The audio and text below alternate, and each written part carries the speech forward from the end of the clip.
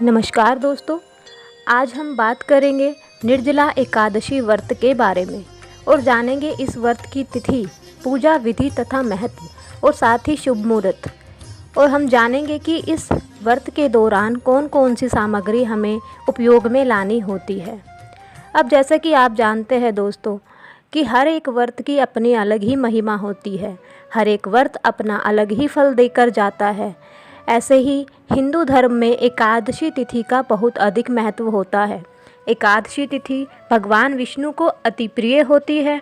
इस दिन विधि विधान से भगवान विष्णु की पूजा अर्चना की जाती है।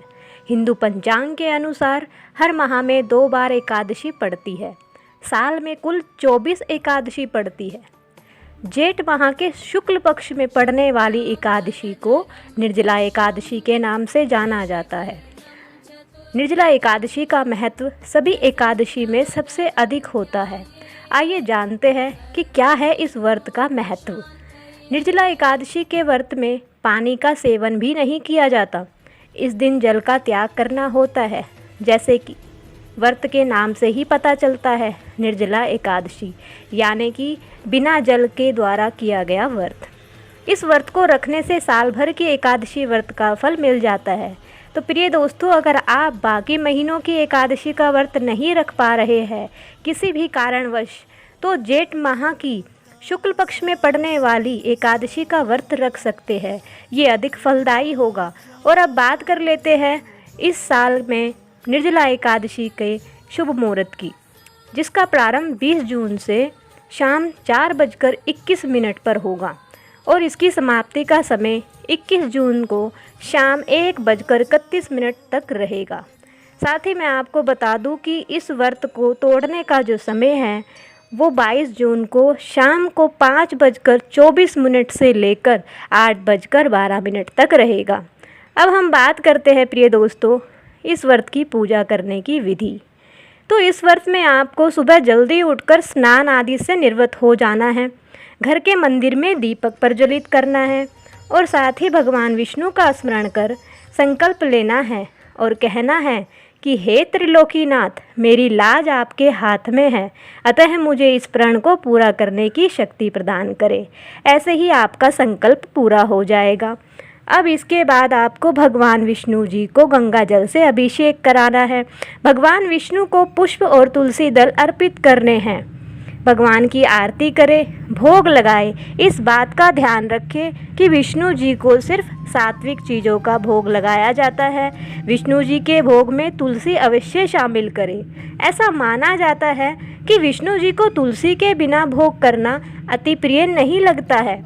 इस पावन दिन पर भगवान विष्णु के साथ माता लक्ष्मी जी की भी पूजा की जाती है।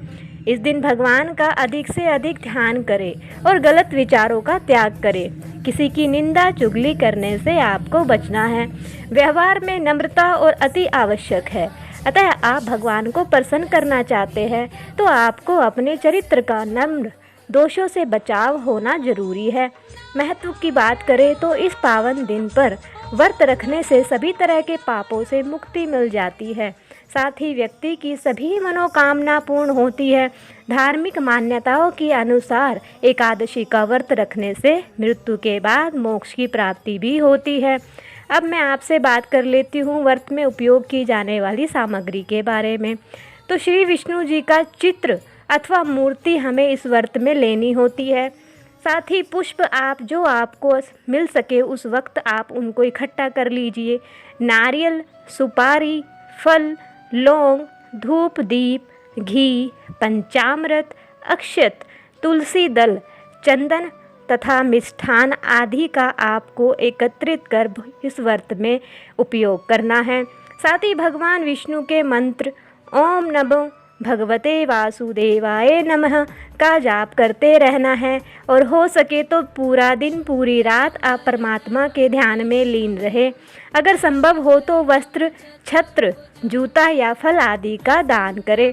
व्रत में फलों में केला, आम, अंगूर आदि का सेवन कर सकते हैं। साथ ही सूखे मेवे भी ले सकते हैं।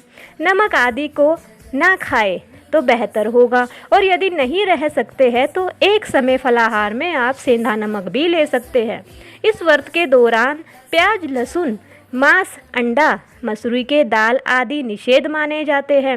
रात्रि को पूर्ण ब्रह्मचर्य का पालन करना चाहिए तथा भोग विलास से दूर रहना चाहिए। वृक्ष से पत्ता तोड़ना भी वर्जित माना गया है।